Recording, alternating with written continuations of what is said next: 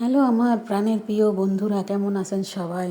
তাই যে দেখছেন আমি আজকে দুপুরে কি রান্না করতেছি, ছোট মাছের ভর্তা। কারণ ডাক্তার বলেছে আমার প্রতিদিনই ছোট মাছ ভর্তা খেতে হবে। আর এই যে মোরগ রান্না করতেছি, মোরগের ঝোল। তো আমার কাছে তো প্রধান তরকারির মেনু হলো আলু। আলু ছাড়া তো আমার একদিনও চলেই না। এই যে আলুটা সুন্দর করে কড়া করে ভেজে নিয়েছি, আলুটা দিয়ে দিলাম। আমি খুব আলু খাই, এই জন্য আমার কথাও শুনতে হয়, বেশি আলু খাওয়া হবে না, আলু ফ্যাট, হ্যান ত্যান এগুলো বলে, তারপরও আমি শুনি না। তো আমার সাহেব রোজা আছে, দুপুরে তো খাবো না, ওর সঙ্গে ইফতারে খাবো।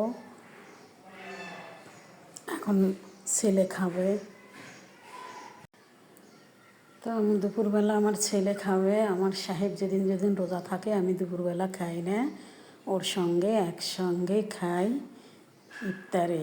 তাই এই যে আমার ভর্তা হয়ে গেছে মাশাল্লাহ, আর এই যে মুরগির ঝোলও হয়ে গেছে। এখন চুলোটা আমি বন্ধ করে দিব।